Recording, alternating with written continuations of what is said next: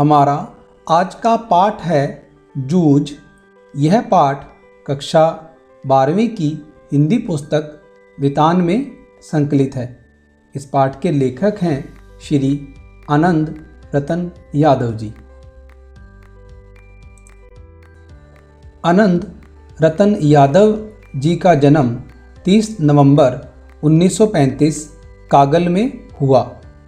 कागल भारत के महाराष्ट्र राज्य के कोल्हापुर जिले में स्थित एक नगर है।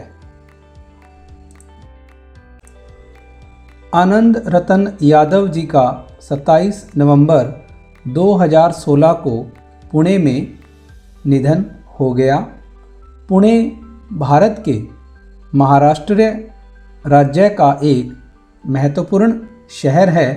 यह शहर महाराष्ट्र के पश्चिमी भाग मूला व मुठा इन दो नदियों के किनारे बसा है और पुणे जिले का प्रशासकीय मुख्यालय है। आनंद यादव जन्म 1935 कागल कोल्हापुर महाराष्ट्र में। पूरा नाम आनंद रतन यादव। पाठकों के बीच आनंद यादव के नाम से परिचित। मराठी एवं संस्कृत साहित्य में स्नातकोत्तर डॉक्टर आनंद यादव बहुत समय तक पुणे विश्वविद्यालय में मराठी विभाग में कार्यरत रहे। अब तक लगभग 25 पुस्तकें प्रकाशित। उपन्यास के अतिरिक्त कविता संग्रह, समालोचनात्मक निबंध आदि पुस्तकें भी प्रकाशित। भारतीय ज्ञानपीठ से प्रकाशित नटरंग हिंदी पाठकों के बीच भी चर्चित। यहाँ प्रस्तुत अंश जूझ उपन्यास से लिया गया है, जो 1990 में साहित्य अकादमी पुरस्कार से सम्मानित है। जूझ यह मराठी के प्रख्यात कथाकार डॉक्टर आनंद यादव का बहुचर्चित एवं बहुप्रशंसित आत्मकथात्मक उपन्यास है, जिसका एक अंश यहाँ दिया गया है।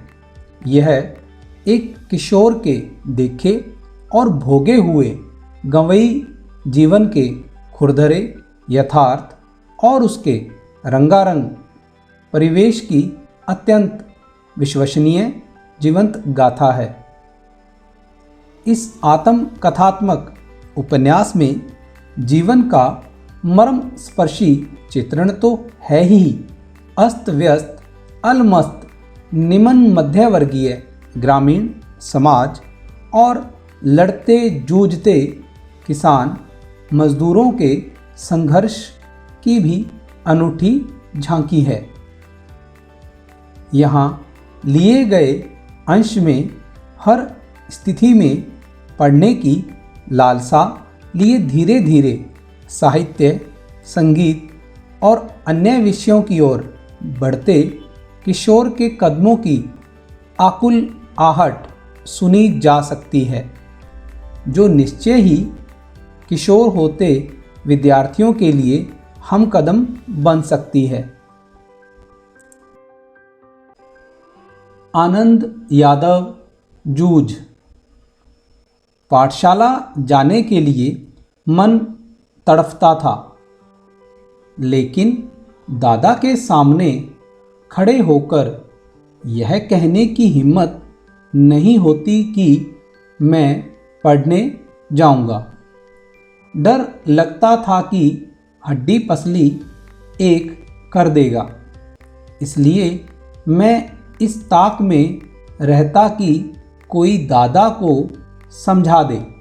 मुझे इसका विश्वास था कि जन्म भर खेत में काम करते रहने पर भी हाथ कुछ नहीं लगेगा। जो बाबा के समय था वह दादा के समय नहीं रहा। यह खेती हमें गड्ढे में धकेल रही है। पढ़ जाऊंगा तो नौकरी लग जाएगी, 4 पैसे हाथ में रहेंगे, विठोबा आना की तरह कुछ धंधा कारोबार किया जा सकेगा। अंदर ही अंदर इस तरह के विचार चलते रहते। दिवाली बीत जाने पर महीना भर ईख पेरने का कोहलू चलाना होता। कोहलू जरा जल्दी शुरू किया तो दादा की समझ से ईख की अच्छी खासी कीमत मिल जाती। यह उसकी समझ कुछ हद तक सही थी। जब चारों ओर कोहलू चलने लगते तो बाजार में गुड़ की बहुतायत हो जाती और भाव नीचे उतर आते। उस समय नंबर 1 और नंबर 2 का गुड़ बहुत आता और हमारे जैसे खेतों पर ही बनाए गए नंबर 3 के गुड़ को कौन पूछता। बाकी के किसान दूसरे ढंग से विचार करते थे। उनका मत था कि यदि ईख को कुछ और दिन खेत में खड़ी रहने दिया गया तो गुड़ जरा ज़्यादा निकलता है। देर तक खड़ी रहने वाली ईख के रस में पानी की मात्रा कम होती है और रस गाढ़ा हो जाता है, जिसके कारण ज़्यादा गुड़ निकलता है। लेकिन दादा की समझ से गुड़ ज़्यादा निकलने की अपेक्षा भाव ज़्यादा मिलना चाहिए। इसलिए सारे गांव भर में हमारा कोहलू सबसे पहले शुरू होता था। इसी कारण वह इस वर्ष भी शुरू हुआ और हम उससे जल्दी निपट गए, आगे के काम में लग गए। सभी जन धूप में लेटे हुए थे। माँ धूप में कंडे थाप रही थी। मैं बाल्टी में पानी भर भर कर उसे दे रहा था। कुछ ना कुछ बातचीत भी कर रहे थे। हम दोनों ही थे, इसलिए यह सोचकर कि बात माँ से कहनी चाहिए और मैंने अपने पढ़ने की बात छेड़ दी। माँ ने कहा, अब तू ही बता, मैं क्या करूं? पढ़ने लिखने की बात की तो वह बरहेला सुअर की तरह गुर्राता है। तुझे मालूम है, माँ के मन में जंगली सुअर बहुत गहराई में बैठा हुआ था। अब मट्ठा खेती के सभी काम बीत गए हैं। मेरे लिए अब कुछ तो करना नहीं रह गया है। इसलिए कहता हूँ, तू दत्ता जी से, राव सरकार से मेरे पढ़ने के बारे में कह।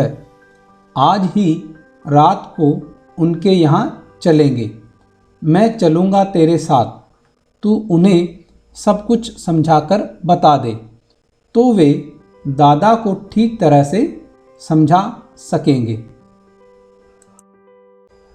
ठीक है, चलेंगे। माँ ने हाँ तो की, लेकिन अंदर से माँ के स्वर में उदासी थी। मुझे भी मालूम था कि इतना करने पर भी कोई लाभ नहीं होगा, लेकिन वह मेरा मन रखने के लिए जाने को तैयार हो गई। मेरी तड़पन वह समझती थी। 7वीं तक पढ़ाने की उसके मन में तैयारी थी, लेकिन दादा के आगे उसका बस नहीं चलता था। रात को मैं और माँ दत्ताजी राव देसाई के यहाँ गए। माँ ने दीवार के सहारे बैठकर दत्ताजी राव से सब कुछ कह दिया। वे भी इस बात से सहमत हो गए। माँ ने यह भी बताया कि दादा सारे दिन बाजार में रखमाबाई के पास गुजार देता है, खेती के काम में हाथ नहीं लगाता है। माँ ने देसाई को यह विश्वास दिला दिया कि दादा को सारे गांव भर आज़ादी के साथ घूमने को मिलता रहे। इसलिए उसने मेरा पढ़ना बंद कर मुझे खेती में जोत दिया है। यह सुनते ही देसाई दादा चिढ़ गए और बोले, आने दे अब उसे, मैं उसे सुनाता हूँ कि नहीं, अच्छी तरह देख। उठते उठते मैंने भी दत्ताजी राव से कहा, अब जनवरी का महीना है, अब परीक्षा नज़दीक आ गई है। मैं यदि अभी भी कक्षा में जाकर बैठ गया और पढ़ाई की दुहाई कर ली तो 2 महीने में 5वीं की सारी तैयारी हो जाएगी और मैं परीक्षा में पास हो जाऊंगा। इस तरह मेरा साल बच जाएगा। अब खेती में ऐसा कुछ काम नहीं है। मेरा पहले ही 1 वर्ष बेकार में चला गया है। ठीक है, अब तुम दोनों अपने घर जाओ। जब वह आ जाए तो मेरे पास भेज देना और उसके पीछे से घड़ी भर बाद में तू भी आ जाना रे छोरा। जी कहकर हम खड़े हो गए। उठते उठते हमने यह भी कहा कि हमने यहाँ आकर ये सभी बातें कही हैं, यह मत बता देना, नहीं तो हम दोनों की खैर नहीं। माँ अकेली साग भाजी देने आई थी, यह बात बता देंगे तो अच्छा होगा। ठीक है, मुझे जो करना है मैं करूँगा। देख, उसके सामने ही तुझसे कुछ पूछूंगा तो निडर होकर साफ साफ उत्तर देना, डरना मत। नहीं जी, मैं माँ के साथ लौट आया। 1 घंटा रात बीते दादा घर पर आया। मैं घर में ही था। आते ही माँ ने दादा से कहा, साग भाजी देने देसाई सरकार के यहाँ गई थी तो उन्होंने कहा कि बहुत दिनों से तेरा मालिक दिखाई नहीं दिया है, खेत से आ जाने पर ज़रा इधर भेज देना। कुछ काम वाम था? दादा ने अधीरता से पूछा। मुझे तो कुछ बताया नहीं उन्होंने, तो मैं हो आता हूँ। तब तक तू रोटियाँ सेक ले, गणपा आए तो उसे खेतों पर भेज देना पहले ही। दादा तुरंत उठ खड़ा हुआ। देसाई के बाड़े का बुलावा दादा के लिए सम्मान की बात थी। आधा घंटा बीतने पर माँ ने मुझसे कहा कि अब तू जा, कहना जिम ने बुलाया है। अच्छा, मैं पहुँचा तो सरकार मेरी राह देख रहे थे। क्यों आया रे छोरे? दादा को बुलाने आया हूँ, अभी खाना नहीं खाया है। बैठ थोड़ी देर, अभी तो आया है वह मेरे पास। जी, मैं बैठ गया। धीरे धीरे दत्ताजी राव पूछने लगे, कौन सी में पढ़ता है रे तू? जी, 5वीं में था, किंतु अब नहीं जाता हूँ। क्यों रे? दादा ने मना कर दिया है, खेतों में पानी लगाने वाला कोई नहीं है। क्यों रत्नापा? हाँ जी, फिर तू क्या करता है? सरकार ने दादा से जिरह करना शुरू किया तो सारा इतिहास बाहर निकल आया। सरकार ने दादा पर खूब गुस्सा किया। उन्होंने दादा की खूब हजामत बनाई। देसाई के मट्ठा खेत को छोड़ देने के बाद दादा का ध्यान किस तरह काम की तरफ नहीं रहा। मन लगाकर वह खेत में किस तरह श्रम नहीं करता है, फसल में लागत नहीं लगाता है, लुगाई और बच्चों को काम में जोतकर किस तरह खुद गांव भर में खुले सांड की तरह घूमता है और अब अपनी मस्ती के लिए किस तरह छोरा के जीवन की बलि चढ़ा रहा है, यह सब उन्होंने सुनाया। दादा के हर एक तर्क को दत्ताजी राव ने काट दिया और मुझसे कहा, सवेरे से तू पाठशाला जाता रहे, कुछ भी हो पूरी फीस भर दे उस मास्टर की और मन लगाकर पढ़ाई कर और किसी भी तरह साल नहीं मारा जाए, इसका ध्यान रख। यदि इसने तुझे पढ़ने नहीं भेजा तो सीधा चला आ इधर। सुबह शाम जो हो सके वह काम कर यहाँ और पाठशाला जाते रहना, मैं पढ़ाऊँगा तुझे। इसके पास ज़रा ज़्यादा बच्चे हो गए हैं, इसलिए तुम्हारे साथ कुत्तों की तरह बर्ताव करता है। मैंने मना कब किया है जी, इसको ज़रा गलत सलत आदत पड़ गई थी, इसलिए पाठशाला से निकालकर ज़रा नज़रों के सामने रख लिया है। कैसी आदतें, चाहे जैसी, यहाँ वहाँ कुछ भी करता है। कभी कंडे बेचता है, कभी चारा बेचता, सिनेमा देखता, कभी खेलने जाता। खेती और घर के काम में इसका बिल्कुल ध्यान नहीं है। दादा ने मेरे ऊपर अचानक हल्ला बोल दिया, क्यों रे छोकरे? नहीं जी, कभी एक बार मेले में पटा पर पैसे लगा दिए थे।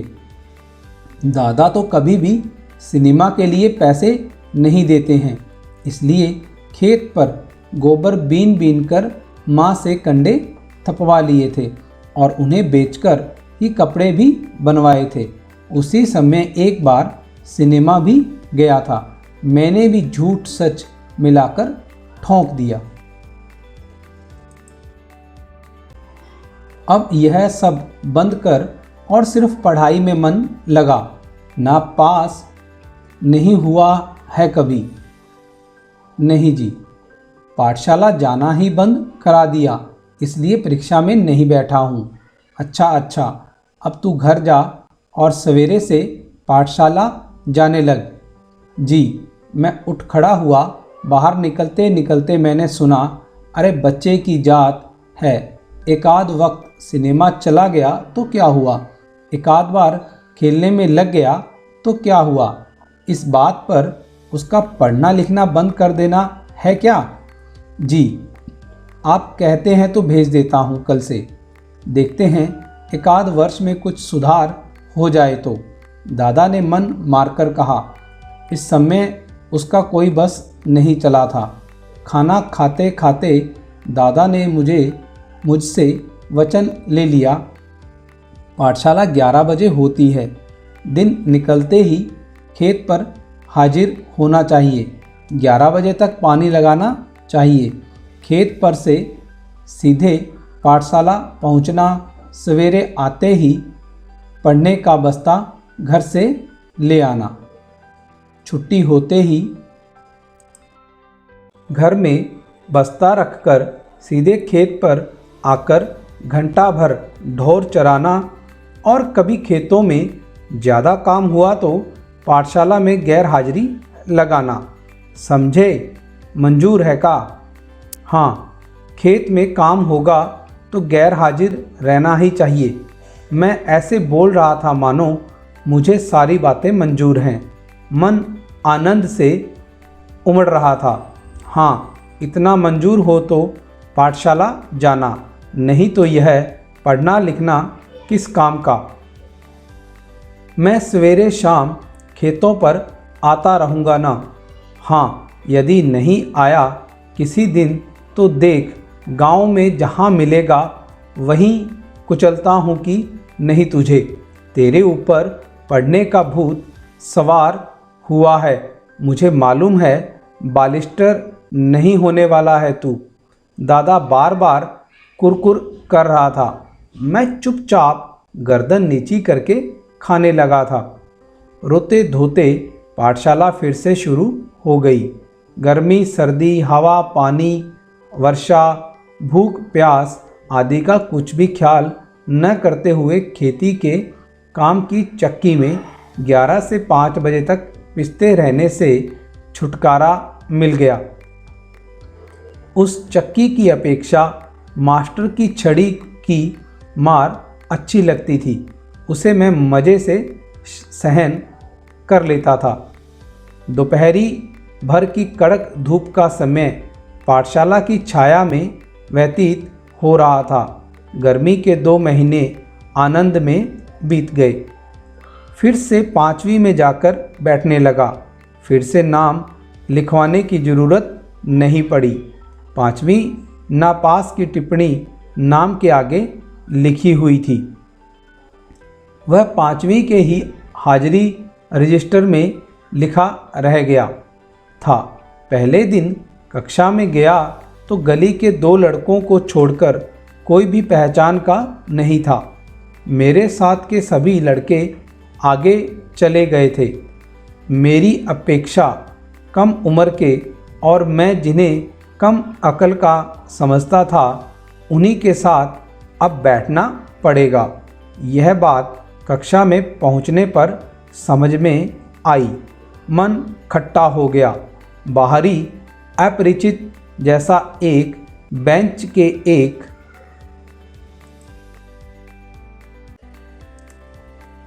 सिरे पर कोने में जा बैठा। मास्टर कौन है इसका पता नहीं था। पुरानी किताबों और पुरानी कॉपियों का उस कक्षा से कोई संबंध नहीं था। फिर भी लट्ठे के बने थैले में उन्हें ले आया था। बस अड्डे पर कोई लड़का अपनी पोटली संभाले किसी इंतज़ार में जैसे बैठा होता है, उसी तरह मैं अपनी पढ़ाई की पुरानी धरोहर संभाले बैठा था। क्या नाम है मेहमान, नया दिखाई देता है या गलती से इस कक्षा में आ बैठे हो? कक्षा के सबसे ज़्यादा शरारती चौहान के लड़के ने सामने आकर खिल्ली उड़ाने के स्वर में पूछा। मेरे ध्यान में आया कि मेरी पोशाक भी अजनबी जैसी है। बालूगढ़ी के लाल माटी के रंग में मटमैली हुई धोती और गमछा पहनकर मैं अकेला ही था। देखें देखें तुम्हारा गमछा, कहते हुए उसने मेरा गमछा खींच लिया। गया अब मेरा गमछा, पूरी कक्षा में इसकी खींचातानी होगी और फट जाएगा। मन में मैं यह सोचकर रुआंसा हो गया, लेकिन वैसा कुछ हुआ नहीं। उस लड़के ने उसे अपने सिर पर लपेट लिया और मास्टर की नकल करते हुए उसे उतारकर टेबल पर रखकर अपने सिर पर हाथ फेरते हुए खुश की आवाज़ की। इतने में मास्टर आ गए और वह गुंडा झट से अपनी जगह पर जा बैठा। मेरा गमछा टेबल पर ही रहा। पहले दिन ही इस घटना ने मेरे दिल की धड़कन बढ़ा दी और छाती में धक धक होने लगी। रणनवरे मास्टर कक्षा में आए। टेबल पर मटमैला गमछा देखकर उन्होंने पूछा, किसका है रे? मेरा है मास्टर।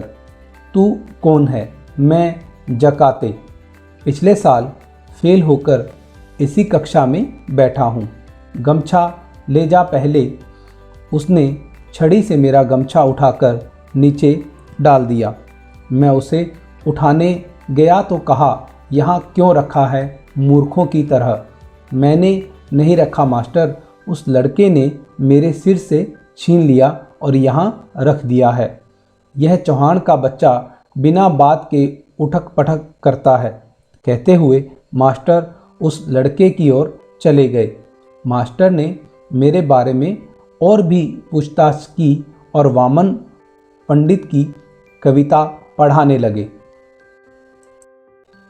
बीच की छुट्टी में मेरी धोती की कांच उस लड़के ने 2 बार खींचने की कोशिश की, लेकिन मैं फिर दीवार की तरफ पीठ करके जा बैठा तो पूरी छुट्टी होने से पहले उठा ही नहीं। खिलौने के लिए बनाए गए कौवा के बच्चे को खुले में रख देने पर जैसे कौवे चारों ओर से उस पर चोंच मारते हैं, वैसा ही हाल मेरा हो गया। मेरी ही पाठशाला मुझे चोंच मार मार कर घायल कर रही थी। घर जाते समय सोच रहा था कि लड़के मेरी खिल्ली उड़ाते हैं, धोती खींचते हैं, गमछा खींचते हैं, तो इस तरह कैसे निभा होगा। नहीं जाऊंगा ऐसी पाठशाला में, इससे तो अपना खेत ही अच्छा है। चुपचाप काम करते रहो।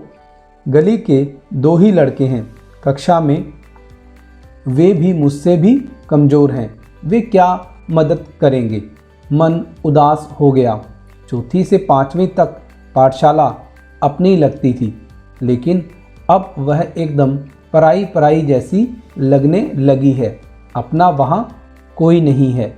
सवेरे हो जाने पर मैं उमंग में था। फिर से पाठशाला चला गया। माँ के पीछे पड़कर एक नई टोपी और 2 नाड़ी वाली चड्ढी मैल खाऊ रंग की 8 दिन में मंगवा ली। चड्ढी पहनकर पाठशाला में और धोती पहनकर खेत पर जाना शुरू हुआ। धीरे धीरे लड़कों से परिचय बढ़ गया। मंत्री नामक मास्टर कक्षा अध्यापक के रूप में बीच में आए। वे प्राय छड़ी का प्रयोग नहीं करते थे। हाथ से गर्दन पकड़कर पीठ पर घूसा लगाते थे। पीठ पर एक जोर का बैठते ही लड़का हूक भरने लगता। लड़कों के मन में उनकी दहशत बैठी हुई थी। इसके कारण उद्यम करने वाले लड़कों को प्राय मौका नहीं मिलता था। पढ़ने वाले लड़कों को शाबाशी मिलने लगी। मंत्री मास्टर गणित पढ़ाते थे। एकाध सवाल गलत हो जाता तो उसे वे अपने पास बुलाकर समझा देते। एकाध लड़के की कोई मूर्खता दिखाई दी तो वे उसे वहीं ठोंक देते। इसलिए सभी का पसीना छूटने लगता। सभी लड़के घर से पढ़ाई करके आने लगे। नाम का एक लड़का, शरीर से दुबला पतला किंतु बड़ा होशियार था। उसके सवाल हमेशा सही निकलते थे। स्वभाव से शांत, हमेशा पढ़ने में लगा रहता। घर से पूरी तैयारी करके आता होगा। दूसरों के सवालों की जांच करता था। मास्टर ने उसे कक्षा मॉनिटर बना दिया था। हमेशा पहली बेंच पर बैठता, बिल्कुल मास्टर के पास। कक्षा में उसका सम्मान था। मुझे यह लड़का मेरी अपेक्षा छोटा लगता था। मैं उससे पहले ही 5वीं में पहुंच गया था। गलती से पिछड़ गया हूं मैं, इसलिए मास्टर को कक्षा की मॉनिटरी मेरे हाथ में सौंपनी चाहिए, मुझे ऐसा लगने लगा। दूसरी ओर यह भी लगता था कि मुझे 2 महीने में 5वीं की पूरी तैयारी करके अच्छी तरह पास होना है। कक्षा में दंगा करना और पढ़ाई की उपेक्षा करना मेरे लिए मुनासिब नहीं। हम तो इस कक्षा में ऊपरी हैं, यह नहीं भूलना चाहिए। इन सब बातों के कारण मेरा सारा ध्यान पढ़ाई की ओर ही रहा और वसंत पाटिल की तरह ही पढ़ाई का काम करने लगा। मैंने अपनी किताबों पर अखबारी कागज़ के कवर चढ़ा दिए, अपना बस्ता व्यवस्थित रखने लगा। हमेशा कुछ न कुछ पढ़ते बैठता था। उसने यदि कक्षा में कोई शाबाशी का काम किया तो मैं भी दूसरे दिन वैसा ही कुछ करने लगा। मन की एकाग्रता के कारण गणित झटपट समझ में आने लगा और सवाल सही होने लगे। कभी कभी वसंत पाटिल के साथ साथ एक तरफ से वह तो दूसरी तरफ से मैं लड़कों के सवाल जांचने लगा। इसके कारण मेरी और वसंत की दोस्ती जम गई। एक दूसरे की सहायता से कक्षा में हम अनेक काम करने लगे। मास्टर मुझे आनंदा कहकर बुलाने लगे। मुझे पहली बार किसी ने आनंदा कहकर पुकारा। माँ कभी आनंदा कहती, परंतु बहुत कम। मास्टरों के इस अपनेपन के व्यवहार के कारण और वसंत की दोस्ती के कारण पाठशाला में मेरा विश्वास बढ़ने लगा। न व सोंदलगेकर मास्टर मराठी पढ़ाने आते थे। पढ़ाते समय वे स्वयं रम जाते थे। विशेषतः वे कविता बहुत ही अच्छे ढंग से पढ़ाते थे। सुरीला गला, छंद की बढ़िया चाल और उसके साथ ही रसिकता थी उनके पास। पुरानी नई मराठी कविताओं के साथ साथ उन्हें अनेक अंग्रेजी कविताएं कंठस्थ थी। अनेक छंदों की लय, गति, ताल उन्हें अच्छी तरह आते थे। पहले वे एकाध कविता गाकर सुनाते थे, फिर बैठे बैठे अभिनय के साथ कविता का भाव ग्रहण कराते। उसी भाव की किसी अन्य कवि की कविता भी सुनाकर दिखाते। बीच में कवि यशवंत भोरकर, तांबे, गिरीश, केशव कुमार आदि के साथ अपनी मुलाकात के संस्मरण सुनाते। वे स्वयं भी कविता करते थे। याद आ गई तो वे अपनी भी एकाध सुना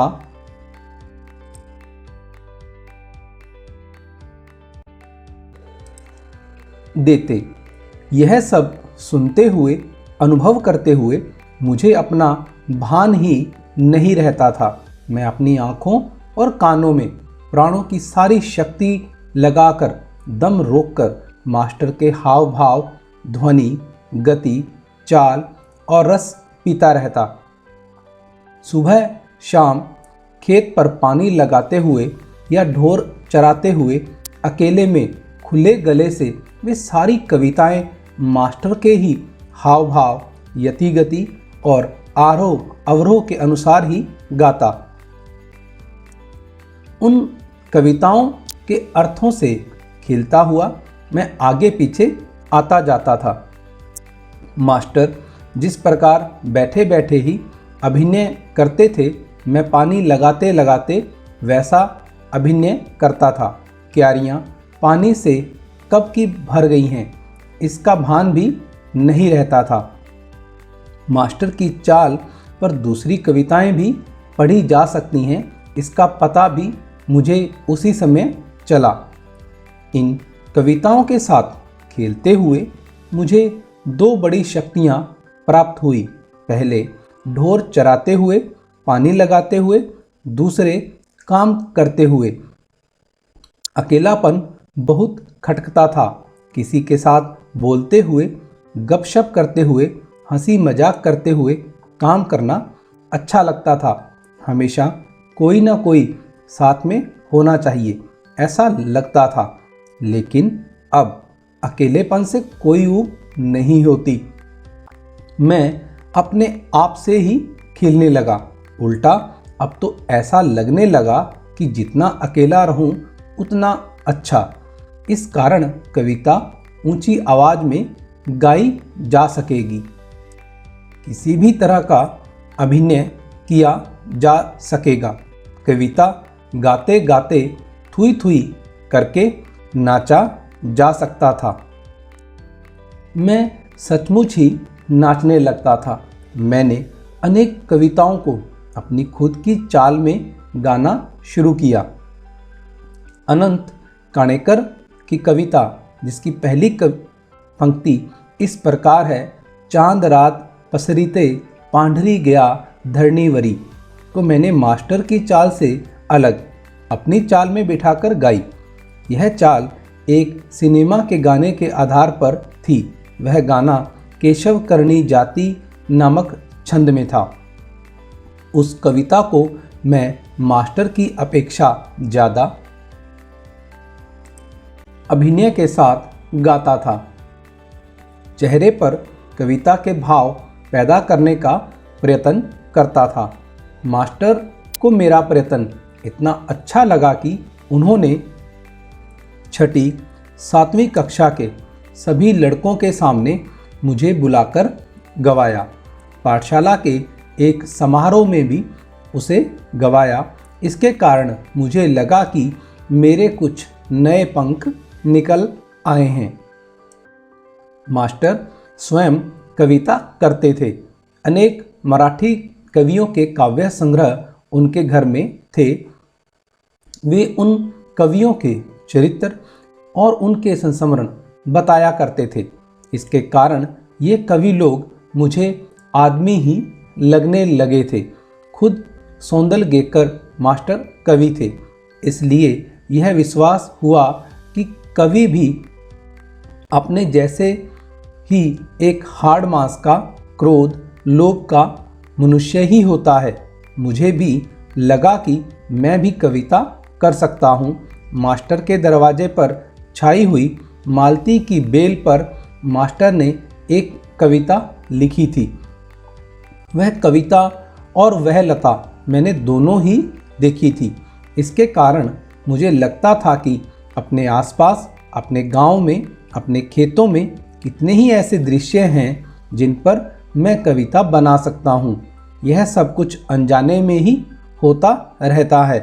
भैंस चराते चराते मैं फसलों पर, जंगली फूलों पर तुकबंदी करने लगा। उन्हें जोर से गुनगुनाता भी था और मास्टर को दिखाने भी लगा। कविता लिखने के लिए खिस्सा में कागज़ और पेंसिल रखने लगा। कभी वह न होते तो लकड़ी के छोटे टुकड़े से भैंस की पीठ पर रेखा खींचकर लिखता था या पत्थर की शिला पर कंकड़ से लिख लेता। जब कंठस्थ हो जाती तो पहुँच देता। किसी रविवार के दिन एकाध कविता बन जाती तो सोमवार के दिन मास्टर को दिखाता। बहुत बार तो सवेरा होने तक का धीरज छूट जाता और मैं रात को ही मास्टर के घर जाकर कविता दिखाता। वे उसे देखते और शाबाशी देते और फिर कभी कभी तो कविता के शास्त्र पर एक पूरी महफिल हो जाती। बोलते बोलते मास्टर बताते कवि की भाषा कैसी होनी चाहिए, संस्कृत भाषा का उपयोग कविता के लिए किस तरह होता है, छंद की जाति कैसे पहचानें, उसका लय क्रम कैसे देखें, अलंकारों में सूक्ष्म बातें कैसी होती हैं। अलंकारों का भी एक शास्त्र होता है। कवि को शुद्ध लेखन करना क्यों जरूरी होता है, शुद्ध लेखन के नियम क्या हैं, आदि अनेक विषयों पर वे सहज बातें बताते रहते। मुझे उनके प्रति अपनापा अनुभव होता। वे मुझे पुस्तक देते, अलग अलग प्रकार के कविता संग्रह देते। उन्होंने कई नई तरह की कविताएं सुनाई तो लगा मैं इस ढर्रे पर कविता बनाऊं। फिर तो सारे दिन उस दिशा में मेरी कोशिश चलती। इन बातों से मैं सौंदलगेकर मास्टर के बहुत नज़दीक पहुंच गया और जाने अनजाने मेरी मराठी भाषा सुधरने लगी। उसे लिखते समय मैं बहुत सचेत रहने लगा। अलंकार, छंद, लय आदि को सूक्ष्मता से देखने लगा। शब्दों का नशा चढ़ने लगा और ऐसा लगने लगा कि मन में कोई मधुर बाजा बजता रहता है। केशव प्रथम वीर जी, जिन्होंने इस मराठी उपन्यास का हिंदी में अनुवाद किया था।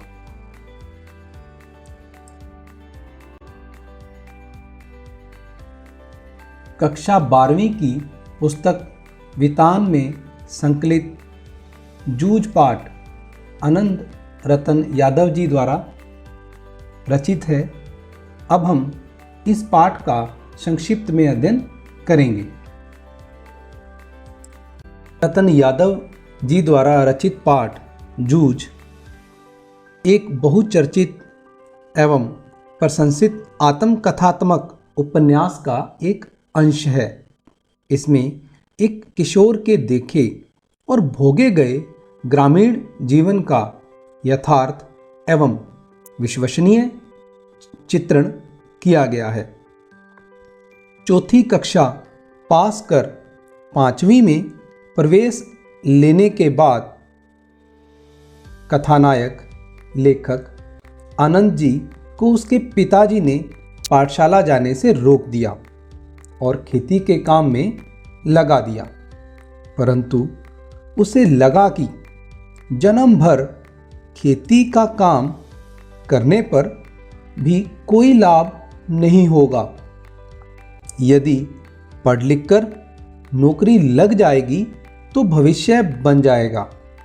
इसलिए लेखक ने अपनी माँ से पढ़ने की इच्छा जताई। माँ को एकांत में पाकर लेखक ने अपनी पढ़ाई की बात चला दी। फिर माँ को सुझाव दिया कि वह दत्ताजी राव देसाई से मुझे पढ़ाने के संबंध में बात करें। उनके कहने से दादा मान जाएंगे। तब लेखक माँ के साथ दत्ताजी राव के पास गया।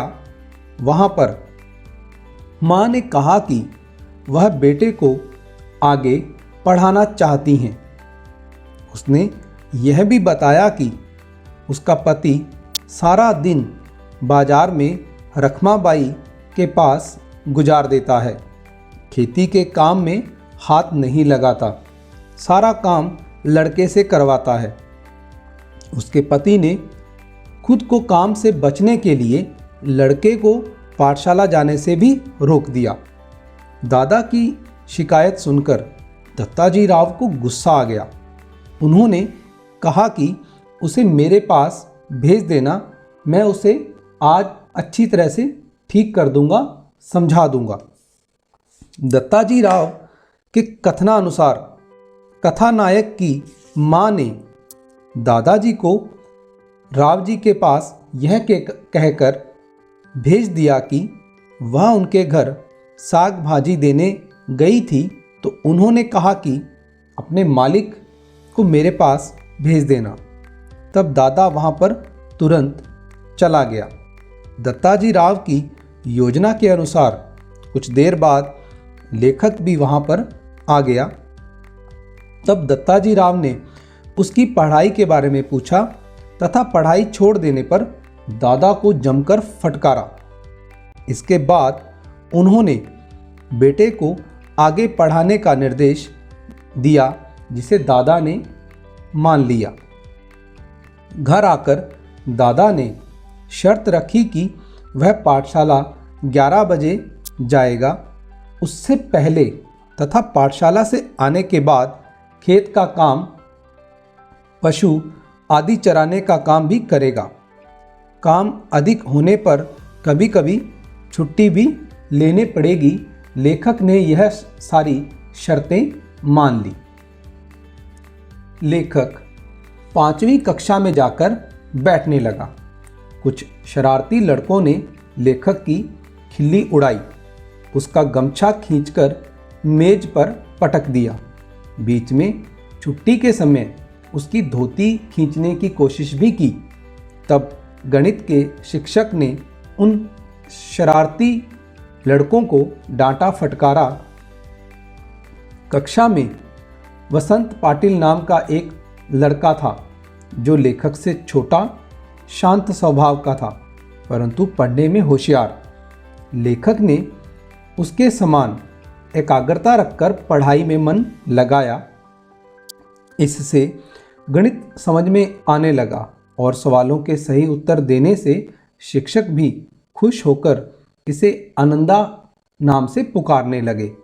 शिक्षकों के इस अपनेपन के व्यवहार के कारण तथा वसंत पाटिल से मित्रता होने से लेखक का मन पढ़ाई में खूब लगने लगा। मराठी के शिक्षक सौंदल गेकर बहुत तन्मय होकर पढ़ाते थे। वे कविता पढ़ाते समय छंद, लय, चाल से पढ़ाते थे। उनका स्वर सुरीला था। उन्हें मराठी और अंग्रेजी की अनेक कविताएं कंठस्थ थी। वे छंदों की लय, गति, चाल अच्छी तरह से समझते थे। वे स्वयं भी कविता पाठ करते थे और कभी कभी कक्षा में अपनी कविताएं भी सुना दिया करते थे। उनके प्रभाव से लेखक भी खेत में काम करते समय कविताएं हाव भाव, गति, यति के साथ गाने लग गया और शिक्षक की तरह ही गाते समय अभिनय भी करने लगा। इस तरह खेत में काम करते, पशुओं को चराते समय कथानायक आनंद यादव जी कविता पाठ करता हुआ मस्त रहने लगा। उसे एकांत में ऊंचे स्वर में कविता को अभिनय के साथ गाते रहना अच्छा लगता। उसने कविता गाने की अपनी नई पद्धति भी अपनाई। शिक्षक जी ने उसका कविता गायन सुना तो पाठशाला में 6ठी 7वीं के छात्रों के सामने तथा एक समारोह में भी उसे गवाया। इससे लेखक का आत्मविश्वास बढ़ा और वह स्वयं भी छोटी छोटी कविताएं रचने लगा। वह आसपास के फूलों फसलों पर कविता बनाता और शिक्षक के पास जाकर दिखाता। इस तरह कवि और कविता के बारे में उसका ज्ञान का विस्तार होता रहा। कथानायक द्वारा रची गई कविताओं को देखकर शिक्षक उसे शाबाशी देता और फिर उसे कविता रचना के विषय में समझाता। उन शिक्षक जी के प्रोत्साहन से कविता की भाषा, छंद, भाव आदि के संबंध में बारंबार समझाते रहने से और कविता संग्रह की अनेक पुस्तकें देने से लेखक के ज्ञान का विस्तार होता रहा। तब उसकी भाषा का परिष्कार हुआ, भाषा उनकी ज़्यादा शुद्ध हुई, छंद, अलंकार आदि का ज्ञान बढ़ा। तब उसके मन में कविता रचने का कोई मधुर बाजा बजता रहा। आनंद रतन यादव जी द्वारा इस उपन्यास से लिया गया अंश, जूझ उपन्यास का जितना अंश इस पाठ के रूप में संकलित है वह पूरी तरह से शिक्षाप्रद और स्वउद्देश्य है। इसके माध्यम से यह संदेश दिया गया है कि प्रत्येक बालक को पढ़ाई लिखाई की सुविधा दी जानी चाहिए। साथ ही बच्चों को भी सारी शरारतों को छोड़कर पढ़ाई में मन लगाना चाहिए। इस पाठ का उद्देश्य जीवन में सदा संघर्ष करते रहने की सीख देना है। जीवन में अनेक कठिन परिस्थितियां आती हैं, अभाव झेलने पड़ते हैं, परंतु उनसे संघर्ष कर आगे बढ़ने वाला सफल रहता है। अतः इस पाठ में शिक्षित होने तथा संघर्ष करने की प्रेरणा भी व्यक्त बहुत अच्छे ढंग से हुई है।